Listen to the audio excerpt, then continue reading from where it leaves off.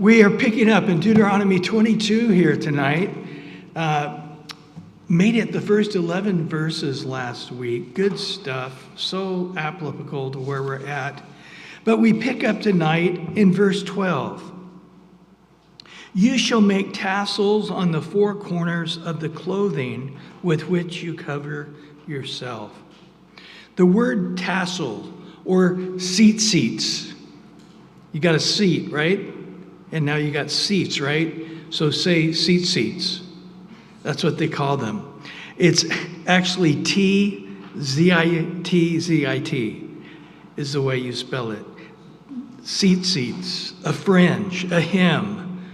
The four strands loop together, creating an 8 strands in total. Again, the Jews, they love things to add up.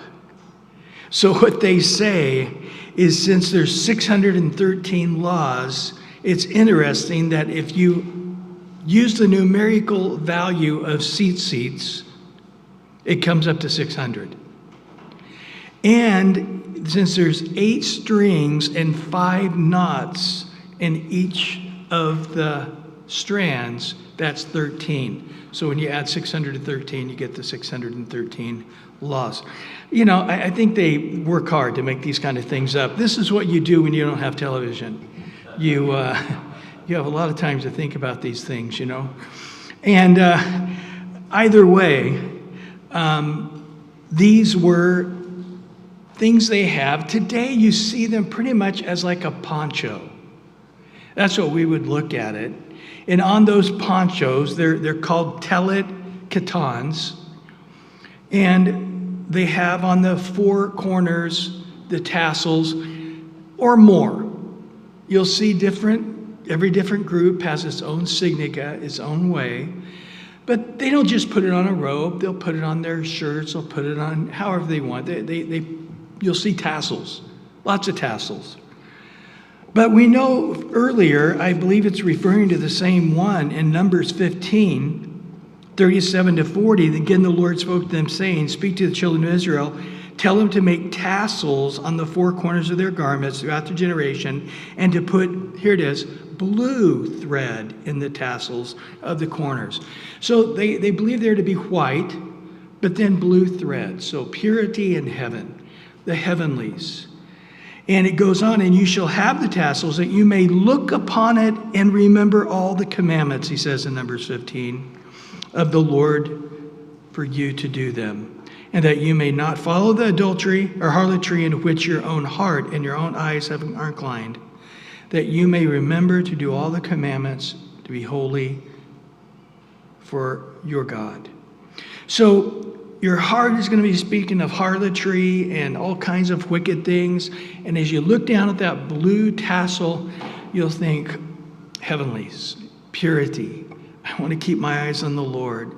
So the last statement is probably why there is the color blue. We know earlier in Deuteronomy 6:6, the great passage called the Shema. And these words which I command you today shall be in your heart. And then remember what he said in verse 8 and 9. You shall bind them as a sign on your hand, as you shall be as frontlets between your eyes. You shall write them on the doorpost of your house and of your gates.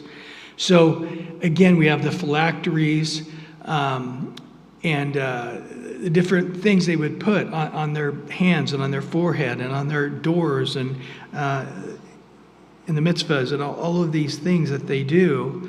All of them were to remember. And so now here's an additional one he's reminding them to do. Of course, religious people make God's word religious, and it gets weird, always. Religious people got to do out the other religious people. So Jesus pointed out in Matthew 23:5, but all their works they do to be seen by men. They make their phylacteries broad and large in the borders of their garments. There it is. And so they would make these big phylacteries. So you go to Israel today, instead of some little box they could put between their head, man, some of these guys have boxes the size of footballs. And instead of a little box with a scripture on their back of their hand, they'll have a giant one. And when you go to the Welling Wall to pray, they're trying to get money, but they'll come over and they'll grab you and they'll start wrapping the leather thing around you and put this, and they'll say some prayer in Hebrew and then they'll ask for some money real quick. But Jesus said you could see they were doing this to get the praise of men. Oh, look at how holy they are. Look at the size of those phylacteries. Look at the hymns. Look how long they are and how thick they are. And whoa, these guys are really holy. But it also helps understand the story. Remember in Matthew 9, the woman with the hemorrhage, the flow of blood for 12 years? What did she say? If I can just touch what? The hem of his garment. I believe this is what it was she was touching. Because in Leviticus 15, it says if you have any discharge and you touch somebody, you make them unclean until that evening. They can do the ritual and then they can come back in the camp. But in essence, had she not been healed, she would have made Jesus unclean. But Jesus didn't get unclean, did he? The dead didn't make him unclean. The lepers didn't make him unclean. One of the most powerful stories in the New Testament when Jesus reaches out and touches the leper. But here this woman had faith. Just the touch, that little blue thread on the bottom of his garment is all that I need. And by her faith, Jesus stopped. And everybody was looking at her. And he made it clear, woman, it was your faith that made you well. It wasn't my holy tassel. It wasn't my magical tassel. It was your faith in me that made you well. Well, now we get into some rather weird stories. In verse 13 to 21, if any man takes a wife and goes into her and detests her and charges her with shameful conduct and brings a bad name on her and says, I took this woman, and when I came into her, I found that she was not a virgin. Then the father and the mother of the young woman shall take and bring out the evidence of the young woman's virginity to the elders of the cities of the gate. Let me stop there just a minute. To be a virgin was very important in this culture. The parents had responsibility of this. This is often why women married very young. Why they often married them at 12 or 13. Because the longer you had them around, the harder it was to maintain their virginity or to be able to be at least a witness to that fact. But either way, on the honeymoon night, they would go, the parents, and collect the sheets with the blood stain from the hymen being broken. And they hung on to at least a portion of those sheets. And these were evidences.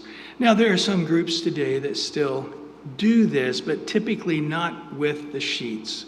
They usually do it through a doctor's exam.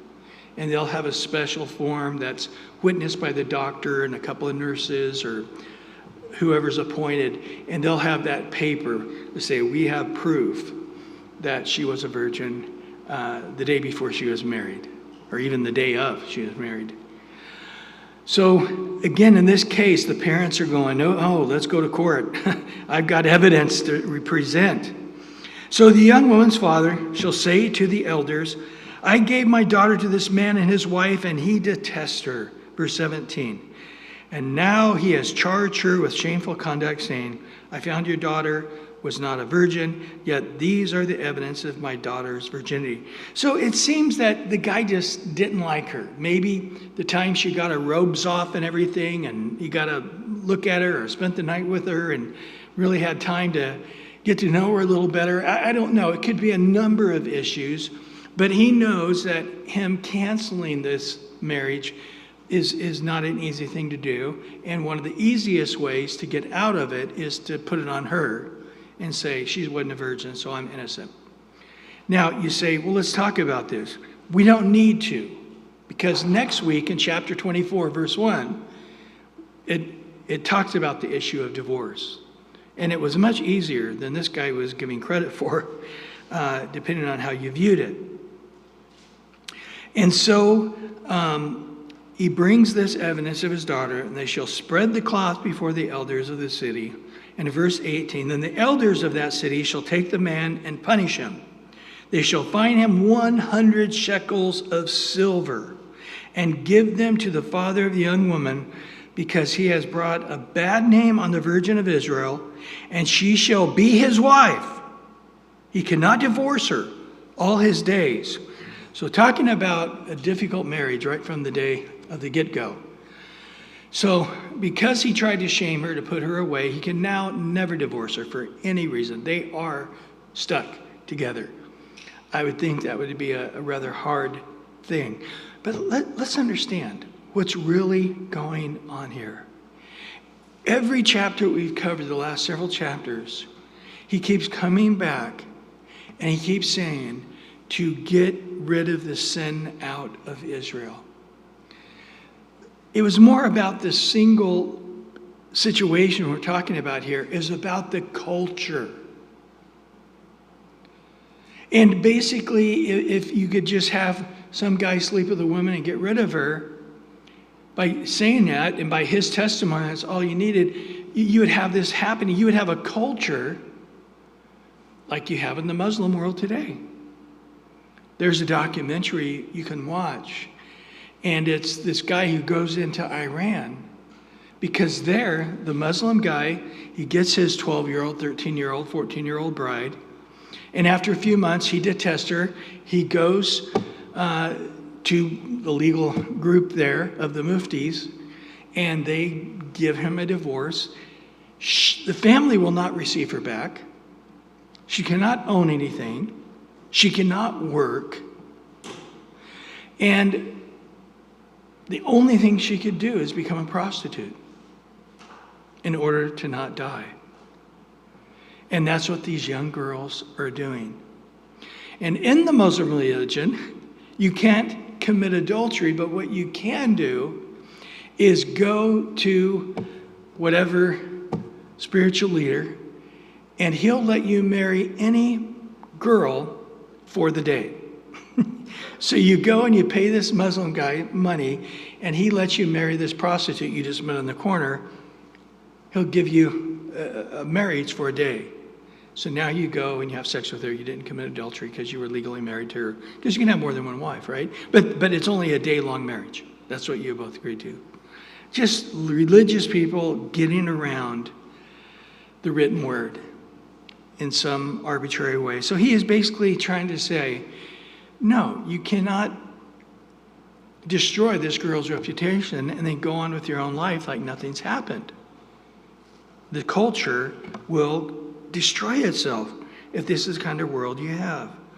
But if the thing is true, now we got to do it the other side, and the evidence of virginity is not found by the young woman, to be hard to imagine that would be the case, then they shall bring out the young woman to the door of the father's house, and the men of her city shall stone her to death with stones, because she has done a disgraceful thing in Israel, to play the harlot in her father's house. So they shall put away the evil from among you. There it is again. So the whole culture has been, the evil has been put away from you. So, when you think about 100 shekels that goes to the dad after you defamed his daughter, that's a lot of money.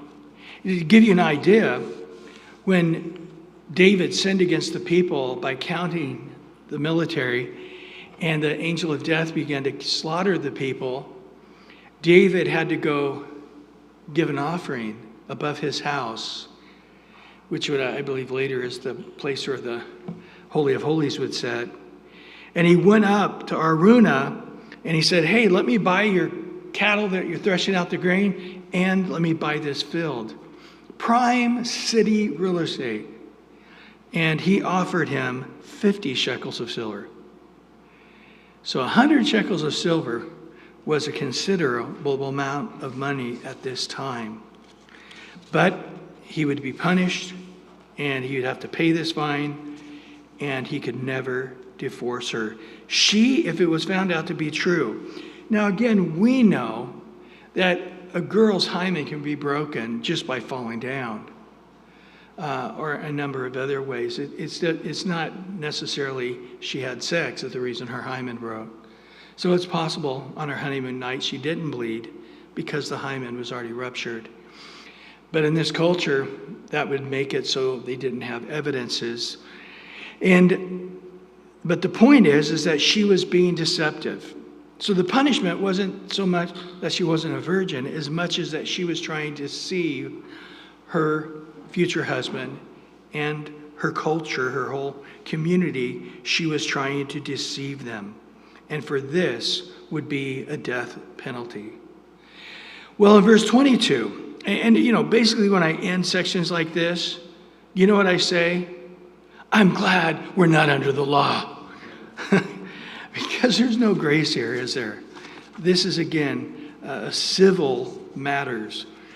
So people try to say, look what the Bible says. This was how the civil leaders were to take care of civil issues in the community of Israel. It's not telling us Christians in the New Testament how we are to do things, is it? Well, verse 22, if a man is found laying with a woman married to a husband, then both of them shall die, and the man that lay with the woman and the woman, so they will be put away the evil from Israel. So if you have a culture that's committing adultery, and this is something that becomes acceptable, where people are sleeping around and swapping partners, you're going to destroy that culture. And so notice here it says very plainly, both of them shall die. This brings us to a couple of interesting things. One is we know the death penalty in Deuteronomy 17, verse 6 and 7, whoever is deserving of death shall be put to death on the testimony of what? 2 or 3 witnesses. He shall be put to death on the testimony of the witnesses, and the hands of the witnesses shall be the first against him to put him to death.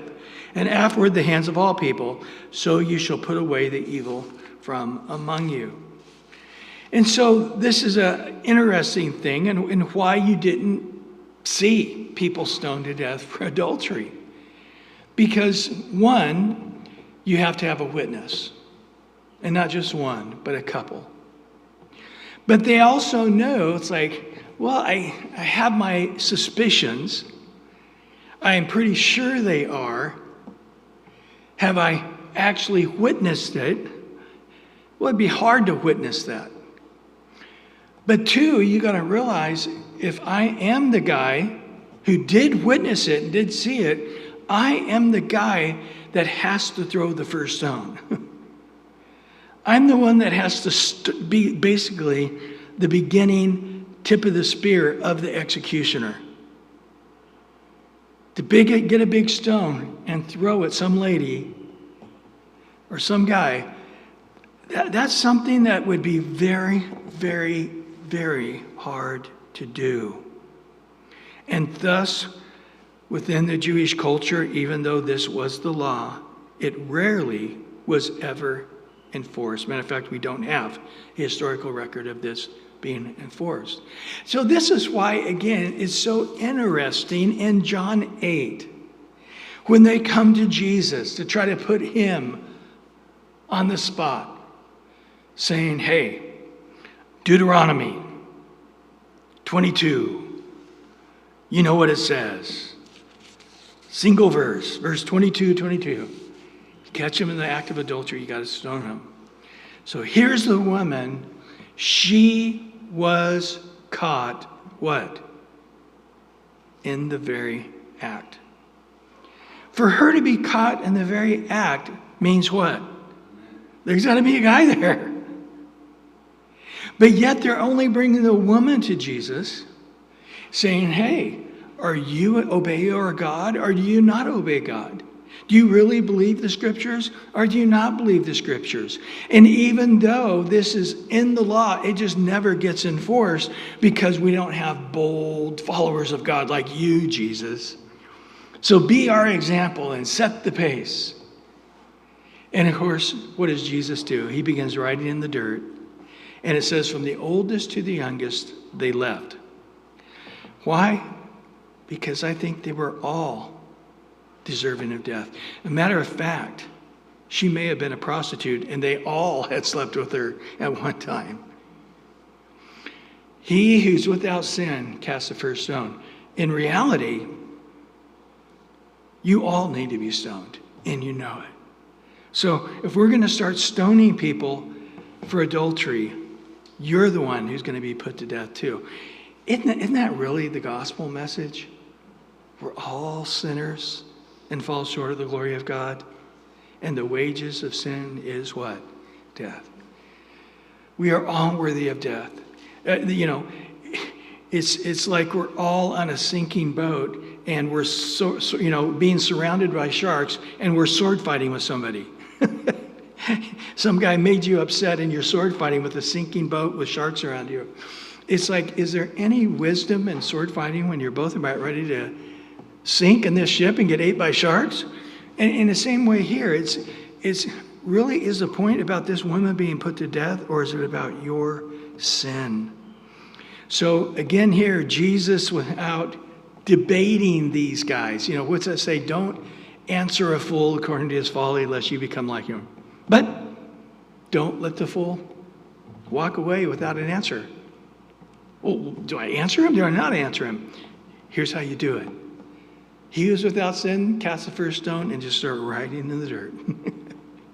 What was he writing? It became significant to the first oldest guy, and then the next guy, and the next guy, until they understood we're all worthy of this. Well, verse 23 to 29 now is the issue of rape. Woohoo! Getting into some exciting stuff here. You're like, I started not to come tonight. Now I know why I started not to come tonight. Hang in there. I was just talking to Chris. He's like, I'm enjoying this stuff. I am too, but I'm ready to be done with the law. The law was okay at Exodus. We did okay in Leviticus. And then we got Numbers. And now we're in Deuteronomy. And you know what I learned more about the law than anything? I don't like the law. I'm sick of the law. The law brings about death in more than one way. Well, anyway, if a young woman who's a virgin is betrothed to a husband, and a man finds her, notice here, this is important, in the city and lies with her, then you shall bring them both out of the gate of the city, and you shall stone them to death with stones. The young woman, because she did not cry out in the city, and the man, because he humbled his neighbor's wife. So you shall put away the evil from among you. So whether she was completely married or betrothed, either way, it's marriage in this society. So it's saying adultery. But as we're going to see, the reason it's a little different here is because one of the people could say, I didn't know. I didn't know she wasn't married. I didn't know she was married. I didn't know it happened. Or the woman says, I didn't want it. I was being raped. But the way the cities are built, they were very small. And everybody knew what everybody was doing. I mean, if some lady pulled her rug out and was hitting the rug and getting the dirt out, everybody in the neighborhood knew she was cleaning her rug. Everybody pretty much knew. And if a woman cried out in the city, it would have been heard. So the fact they didn't hear a woman crying out means that she was complicit, a part of this adulterous affair. So was it rape? No, it wasn't considered rape. She's going to be put to death. Now, if she had cried out, it was rape. And only the guy would have been put to death. Not for adultery, but for rape. In verse 25, but if a man finds a betrothed young woman, here it is, it's important, in the countryside, and the man forces her and lies with her, and the only man who lay with her shall die. Now, if she's out in the country, she can be screaming her head off and not be heard. So the benefit of the doubt is given to the woman. The woman is saying, I didn't want it. I wasn't in an affair. He raped me. And that was enough.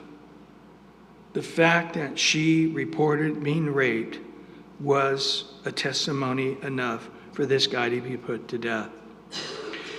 Verse 26, but you shall do nothing to the young woman. There is a young woman no sin deserving of death, for just as when a man raises against his neighbor and kills him, so it is in this matter.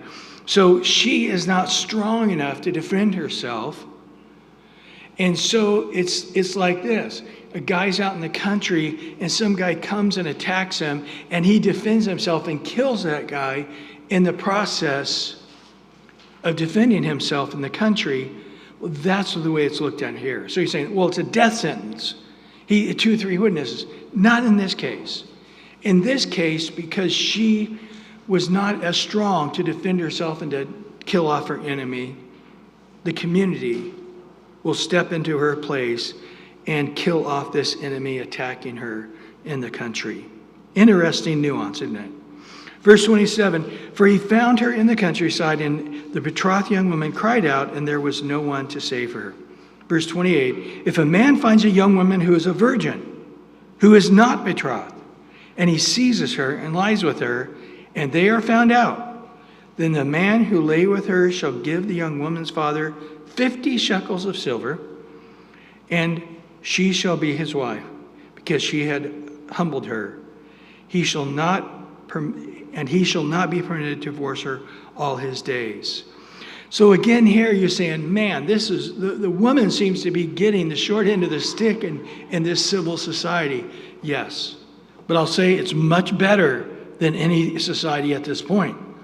Up to this point, or especially at this time. And so basically it comes out. So this woman who's in the country who gets raped, she's probably not saying anything, because she's hoping that nobody will find out, and she would be seen as a virgin, and she can get a good husband and have a normal life. But it comes out in time. Maybe she gets pregnant. Maybe she has a disease. Maybe for whatever reason she's sobbing and crying and the truth came out. Whatever happens, they go and confront this guy, and the guy says, okay, we had sex. Well, she's saying you raped her. No. She gave me some googly eyes, and that gave me the permission to make my move on her, and I did, and we had sex, and she was into it as much as I was. Who's going to know the truth? Well, the way it's dealt with is 50 shekels of silver, which is a lot of money at this time. I'd be surprised that a lot of people would have that kind of money at all. Then, if he has that kind of money, then he is permitted to marry her, but never to divorce her. What are we learning here about the law? The law is not perfect. The law does not have perfect remedies. If you've looked at the law of any society, everybody's pretty unhappy. It's rarely do you have people on a jury or in a courthouse or even the judges going, wow, the law perfectly handled this situation. It happens, but rarely. Typically, the law does not scratch the itch. Typically, the law is weak, and it does not have the answer. It has an answer to get us past the situation, but there's somebody that's getting the short end of the stick, because that's what the law does. Well, we end here in verse 30, going back to the stepmother thing. And a man shall not take his father's wife, nor uncover his father's bed. We've looked at this a number of times. Leviticus 18:8, Leviticus 20, verse 10, Deuteronomy 27:20. We'll see it again later on in this book.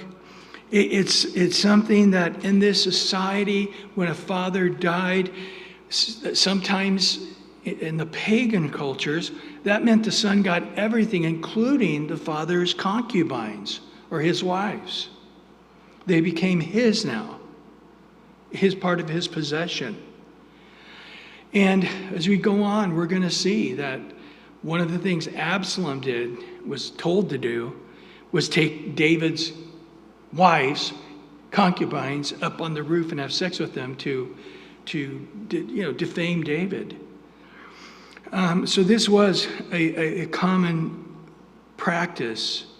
Again, it says to uncover his father's bed, or as it says in Leviticus, you're uncovering your father's nakedness. What this is saying is that you're encroaching on your father's position. It's not just having sex with her, it's a power trip. You're trying to take on the power your dad had. And you're taking on the power by owning this beautiful concubine as yours. And often, sex, rape, is used as a power thing. It's having power over a person, having power over them, and the control of it is a part of the twisted sin involved. Well, in the New Testament, they were questioning, does the law apply? Do we have a dietary law as Christians?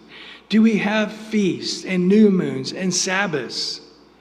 Do you remember this?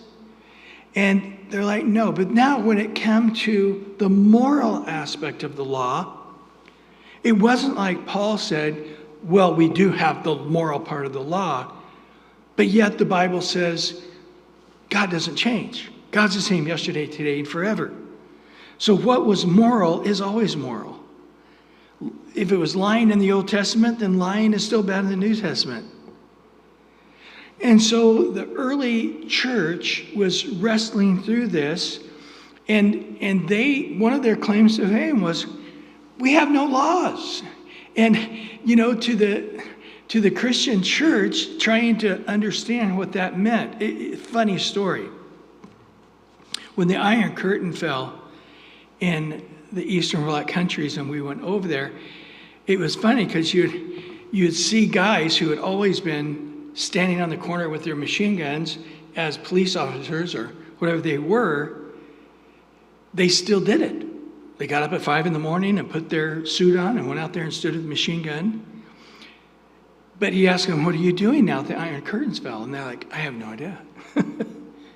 If somebody's robbing, would you stop them? And they would tell you, we're free now. The Soviet Union's gone. We have no laws.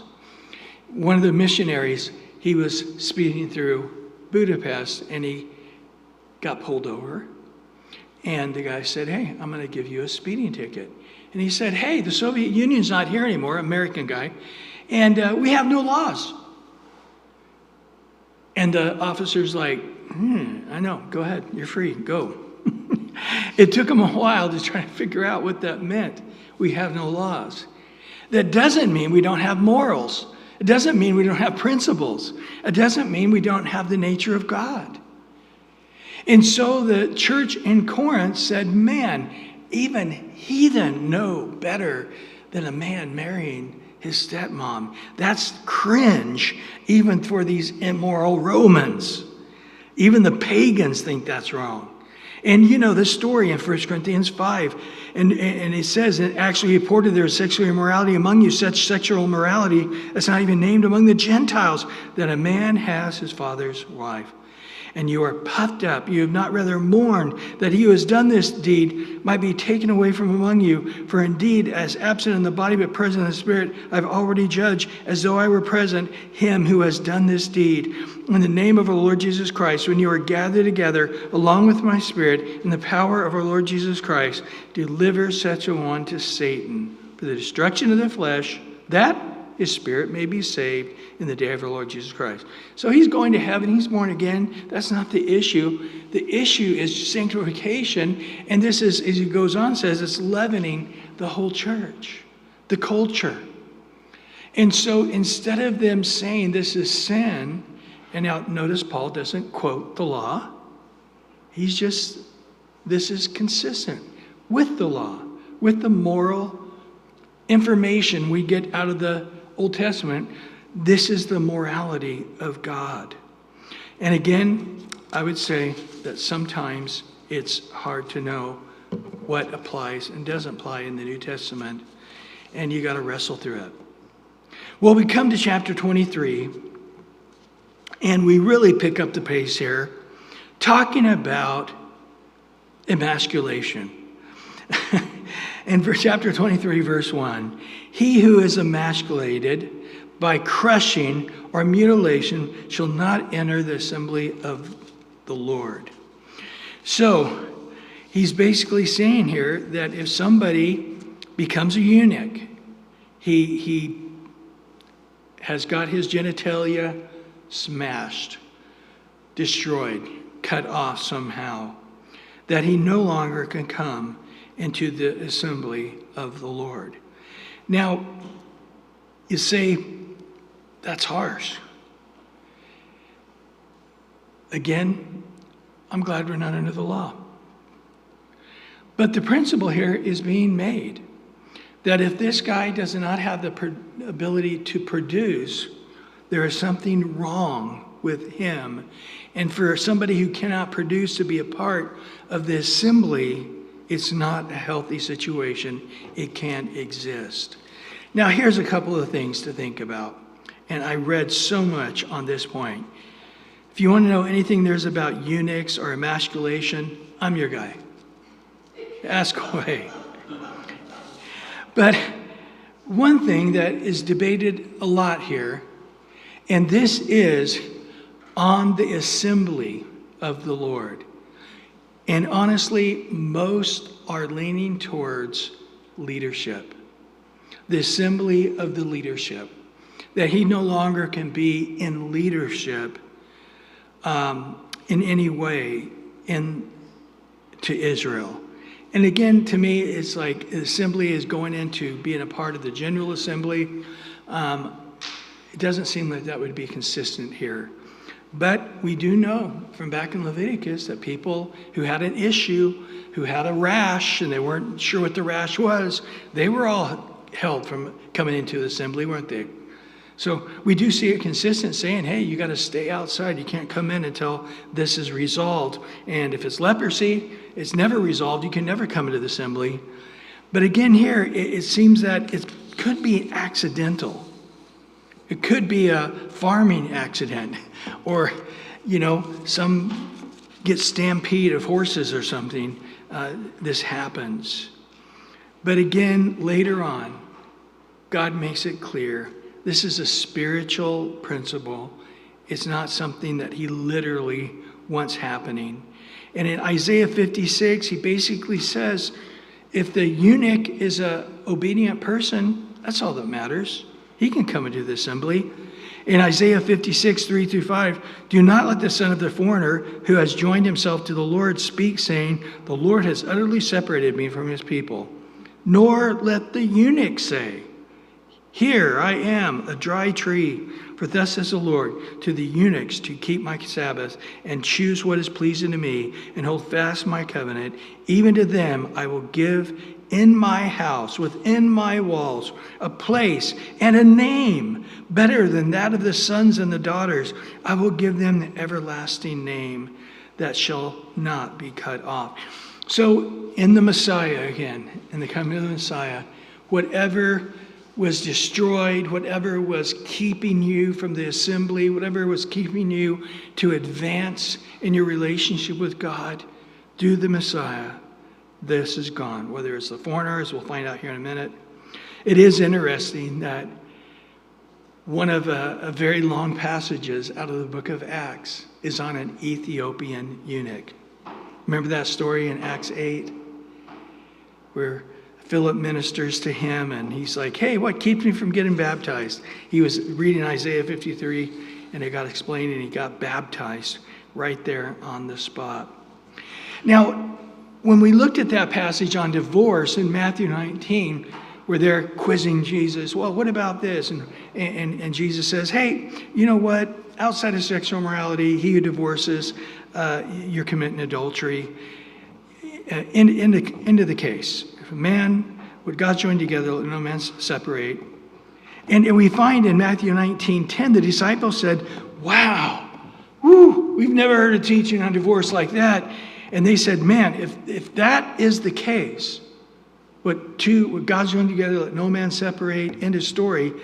The disciples said to Jesus, and in Matthew 19:10, in such a case it's better in the case of a man with his wife, it's better not to marry. Basically, if their divorce is it's not an option. It's probably better if you're thinking divorce is an option, just don't ever marry. If you're thinking, man, I'll get married to give it a try, but if it doesn't work out, I'll divorce and, try it again. If that's the way you're thinking, it's no. Two are joined together. It's like taking a machete and going right down the forehead of a person and cutting him in half. It's better that you just don't marry at all if you don't see it as something for life. And then Jesus says something rather mind-boggling in Matthew 19, verse 11 and 12. He said to them, all cannot accept this saying, but only those to whom it has been given. For there are eunuchs who are born thus from their mother's womb. There are eunuchs who are made eunuchs by men. That's Daniel and Shadrach, Meshach, and Abednego, most likely. There are eunuchs who have been made themselves eunuchs for the kingdom of heaven's sake. He who is able to accept it, let him accept it. So he's like, on the issue of singleness, yeah, you're right. There are people, their lot in life is to be single, and it's not the end of the world. Matter of fact, some are doing it for the kingdom of heaven's sake, and that's a good thing. Paul says that of himself. In 1 Corinthians 9:5, he says, do we not have the right to take along a believing wife, or do also other apostles and the brothers of the Lord and Cephas? They all got married. They're dragging their wives around all over the world, preaching the gospel. Why don't we do that? But God had called Paul and Barnabas and those with him, if you would, to stay single, to be eunuchs. And Paul loved it. With 1 Corinthians 7, he's like, I encourage everybody to stay single. If you're single, stay single. I'd like to save you from problems. I'd like to give you a happier life. Just stay single. That's 1 Corinthians 7. That's a whole nother teaching. Well, now that you're totally confused, verse 2. One of the illegitimate births shall not enter the assembly of the Lord. Even the 10th generation, none of his descendants shall enter the assembly of the Lord. The word that we're translating illegitimate here is a word that's really not used outside of here and one other place in the entire Old Testament. Mamzer, M-A-M-Z-E-R. The Old King James translates it bastard, illegitimate. It's really not what we think it is. This is a person who was either born through, most likely, a foreign parent, so they're outside of the house of Israel, or through incest. It could be what we think of as illegitimate to a couple who's not married and they have the child out of wedlock. That's also a possibility.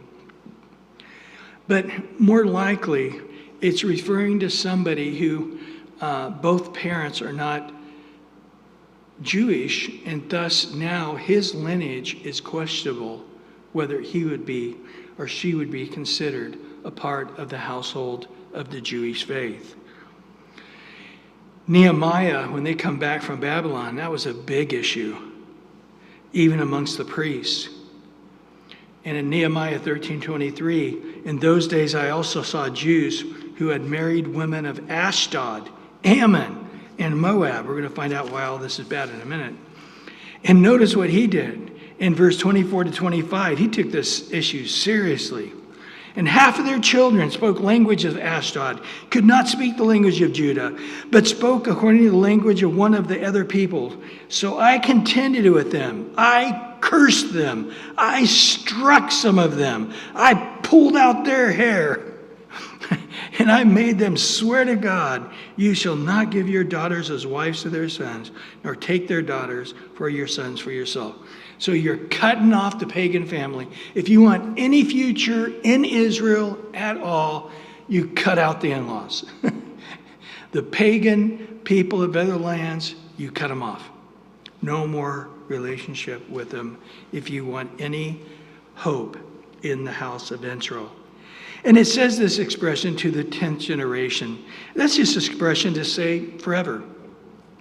forever. They'll never be a part of the household of Israel if they are intermarrying.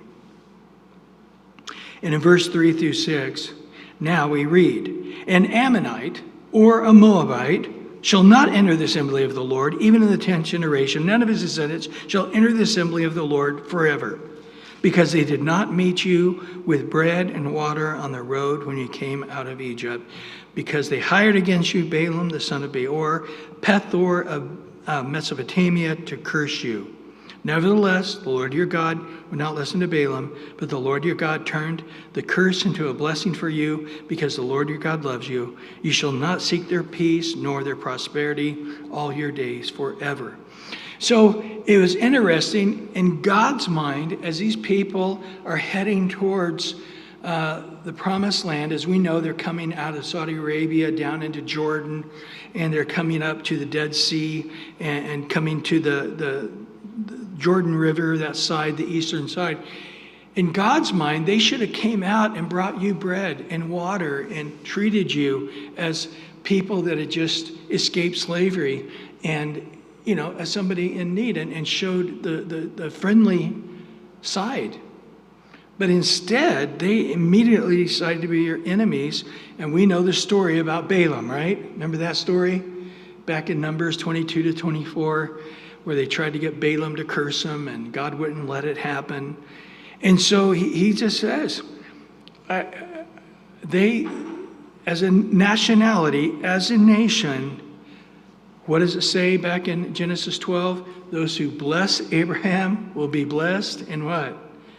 Those who curse Abraham or his descendants will be cursed. And they wanted to curse you, so they're cursed. And so you're really not going to spend any time or energy hoping for me to change my mind on their future. They're cursed. And so today, if you were working at TSA, you would probably not see any Ammonite or Moabite passports, because they are a cursed people gone forever. Well, verse 7 and 8, you shall not, however, on the other hand, abhor an Edomite, for he is your brother. Remember the Edomites, red, coming from Esau, because he liked the red stew. So these are the true red people, the red men. You shall not abhor an Egyptian, because you were an alien in his land. The children of the third generation born to them may enter the assembly of the Lord. So the third generation, they stick around. They don't intermarry anymore, but they stay around. They can then become fully Jews, even if they once were Edomites, or even if they once were Egyptians. Now, again, this is very interesting in the mind of God. He says, don't see these people as an abomination. This is that very strong word that we saw back in Deuteronomy 7:26. Nor shall you bring an abomination into your house, lest you be doomed to destruction like it. You shall utterly detest it, utterly abhor it, for it is a cursed thing. He's the same word. He's saying, don't abhor them. How are you to look at it? In the most favorable light. Now, remember the history up to this point. They wanted to go through the land of Edom, and they said, we'll stay on the highway. We won't eat anything, drink anything. We just want to walk straight through. If perchance the animal accidentally does drink some water, we'll pay you for it. And what did the Edomites say? Nope. And God said, it's on them. It's on them.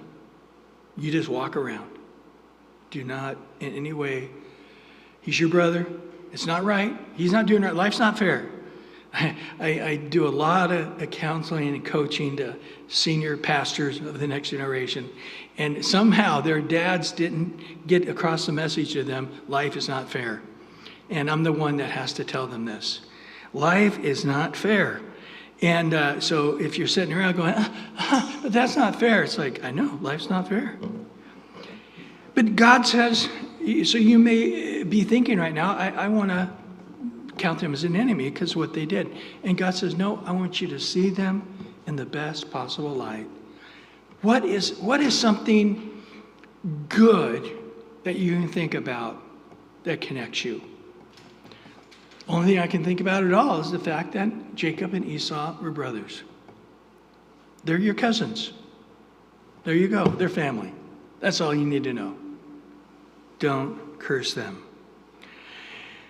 And then we know about the Edomites, the final Edomite in history. You know who the last recorded Edomite is? King Herod. King Herod the Great. The guy that wanted to be a Jew, wanted to be loved by the Jews. They hated him, but he built the temple, the greatest Jewish temple ever built, one of the 7 wonders of the world. He built that thing. Wow.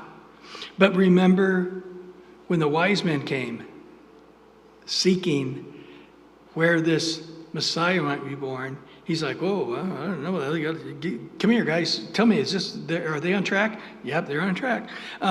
Hey, you tell me what you find out. And then the wise men were warned by God, go a different direction. Don't tell Herod anything. When Herod finally realized he had been deceived by these wise men, this is all in Matthew 2, he got angry.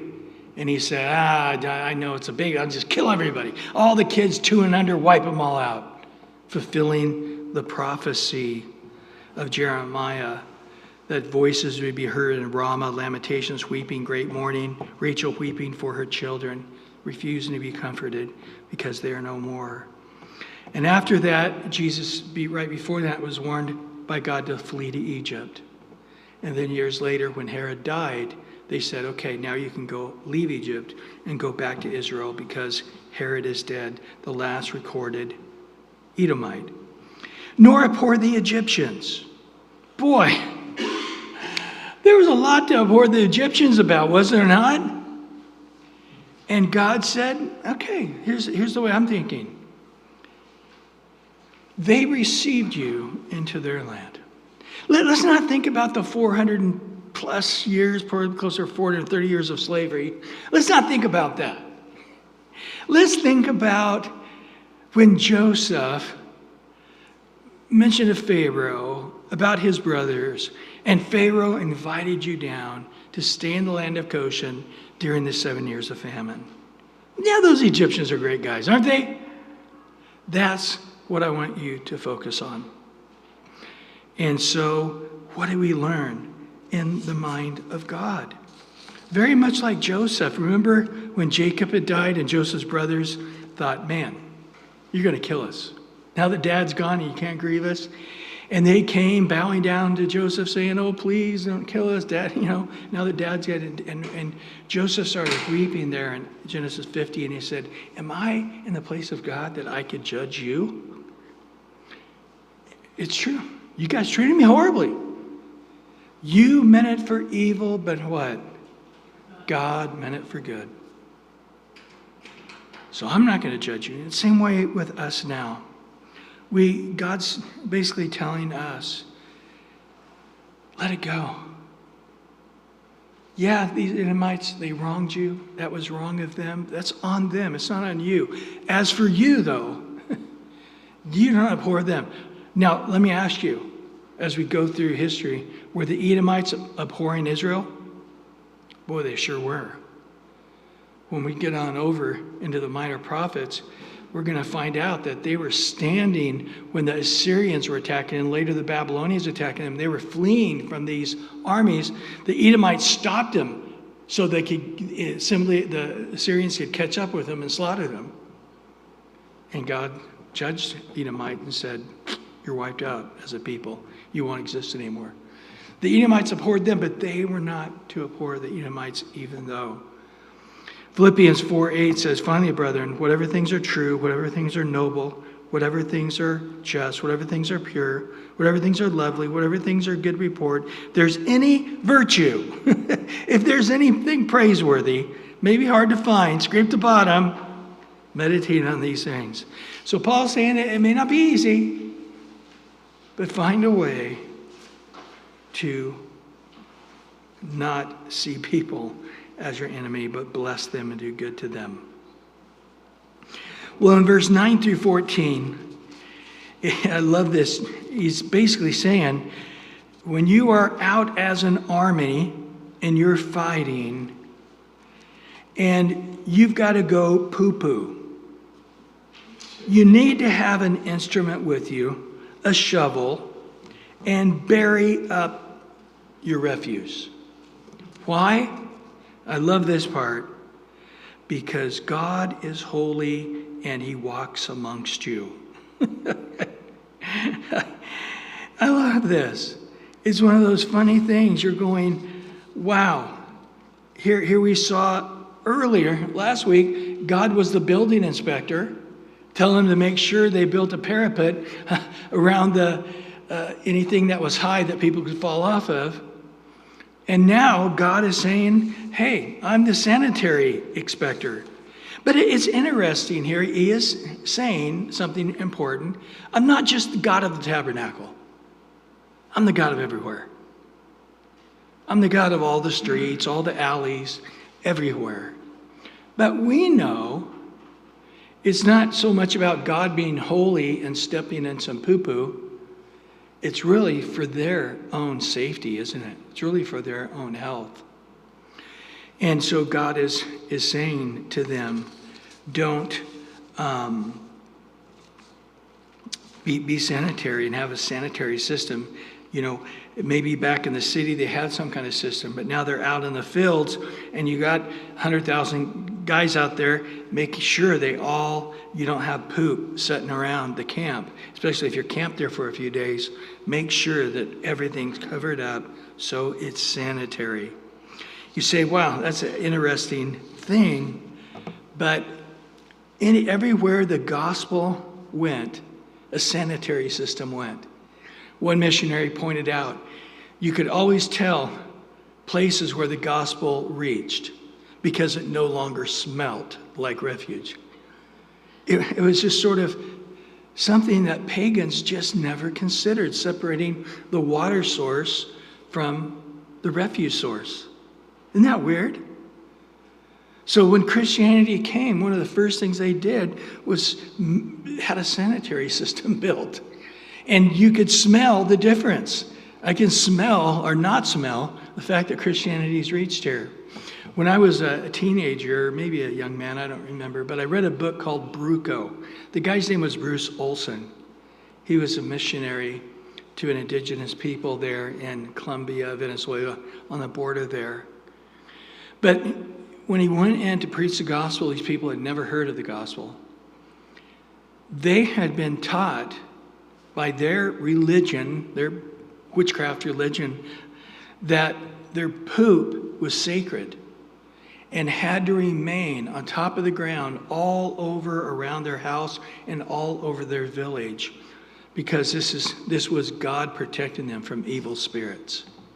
And of course, they were getting sick and they were dying. And when he came in and preached the gospel, that was one of the things. He's like, no, God does not pleased with this. And then another thing was that if you're out there and you have a nocturnal emission, an occurrence in the night, a nocturnal emission, he said you're unclean until the next day. Leave. Go out of the camp and wait for an evening and wash, just like we learned in Leviticus 15, verse 16 through 18. And after you've washed and gone through the purification, then you can come back in evening time and rejoin the camp. Not that he's saying that you're unclean because you had a sexual emission. He's just saying, again, a ceremonially uncleanness, that you're conscious. You're conscious of your excrement, your semen, your whatever. It has a element of uncleanness with it unless it's dealt with in a proper way. Well, verse 16 and 17 is if a foreign slave, it's not a Jewish slave who leaves his master, but a foreigner, probably the Canaanites, he runs from his oppressive master and he comes to Israel. They're not to return them back, but they're to now receive them into their community as one of their resident aliens. I'll tell you what we're seeing right now is not this. We're seeing people in the name of being refugees are really not refugees. And whoever is behind this cabal of planning about, oh, we're refugees, and have millions of people swarming the Western culture trying to destroy this. This is an invasion. I do not think they were saying take in refugees by the millions. It was saying on occasion when this happens, take them in. But when they come in by the millions and they have no desire to join with the culture, but to take over the culture and lived as they did in their horrible culture, that's a whole nother thing. Don't use these scriptures, as some are, to try to make it sound like this is what God's will is. I don't think it is. But again, our heart is for every man to be saved, whatever. Then in verse 17 and 18 is about religious prostitutes. You have the female prostitute, the Kadisha, and then you have the perverted ones, the male prostitutes called the Kaddish. And the Kaddish, or the Kaddish, these male and female prostitutes, he's saying, I don't want anything to have them to do with the worship of God. And you're going, what? What? And then he mentions also in verse 18 that the income that these prostitutes generate should not come in as wealth to God's house. Now, would you think such a law would be needed to be said? This is just outrageous. Male and female prostitutes, and they're being used as worship, elements of worship before you go to worship God, as they did in the pagan cultures. Well, sure enough, it happened. Under the reign of Asa, 1 Kings 15:12, Asa had to banish the perverted persons from the land. And then Josiah, two of these very righteous kings, the same thing. He had to tear down these ritual booths that had been built up for these male prostitutes. And it was part of tearing down the paganism. And then he said that the price of these dogs does not come in. And this term dog, it's interesting as you look at Goliath asking David, am I a dog? Or Paul in Philippians 3:2 saying, beware of the dogs, beware of evil workers, beware of the mutilation. Again, what's the whole point of all of these laws? Don't be like the pagans. The pagans become eunuchs to worship their gods. We don't want any eunuchs in this house. The pagans, they have this mindset. Don't have any mindset like this. It's different in God's economy. Well, in verse 19 to 20, he says, don't have usury, interest rates against the poor people. If somebody is poor, don't charge them interest for money. And of course, back in Exodus 22:25, he talked about this very thing. Interesting, the actual word for interest here in the Hebrew is the word bite. Remember when the fiery serpents came out of the ground and bit the people? This is that word, to bite. Don't put a bite on your poor brother. Don't lend an abiding interest, an excessive interest. But then he ends and he says, but a foreigner, yeah, you can charge them. If it's about a business loan or some kind of financial arrangement you're making for them to buy something, yeah, go ahead. Do a loan with interest, no problem. But if somebody's poor, do not charge them interest. And then in verse 21 to 23, he talks about vows. And he says in verse 21, when you make a vow to the Lord your God, you shall not delay to pay it, for the Lord your God will surely require it of you, and it would be a sin to you. But, I love verse 22 here. But if you abstain from vowing, it shall not be a sin to you. Don't vow. That which is gone from your lips shall keep and perform. For you voluntarily vowed to the Lord your God what you have promised with your mouth. Boy, do we see problems with people vowing.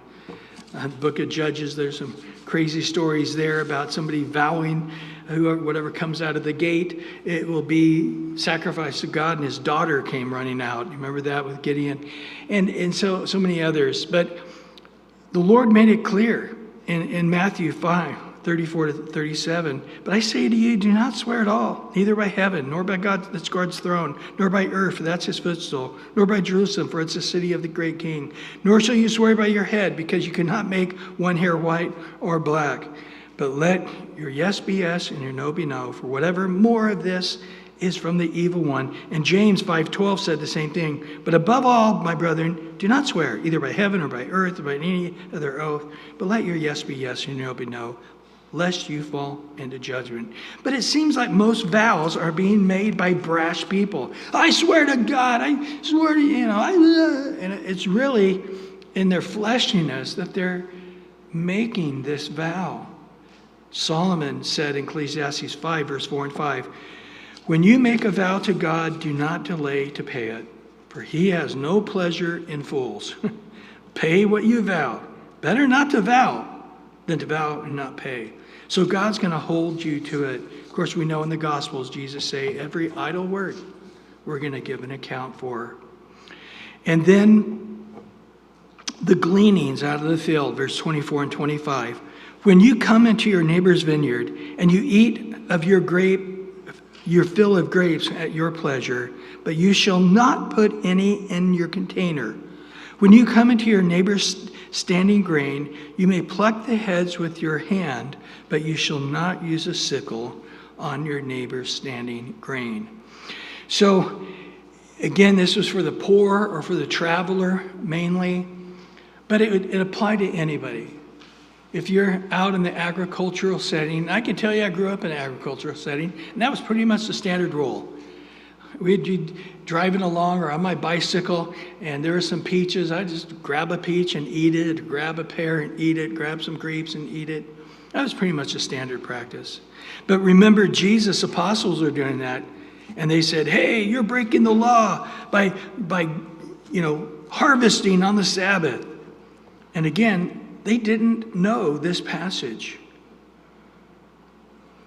And again, I have found that most religious people, they don't know the scriptures. They just think they know the scriptures. They know enough to argue with people, but they really don't know the scriptures. And I love Jesus. He goes to David asking the priests for food out of the temple when he was fleeing from Saul. And God gave it to him. He's like, so what do you think about that? And they're like, I don't know what to say about that. He goes, well, let me tell you this. The Son of Man is the Lord of the Sabbath. I made up the rules. I wrote the book. Don't tell me how to interpret it.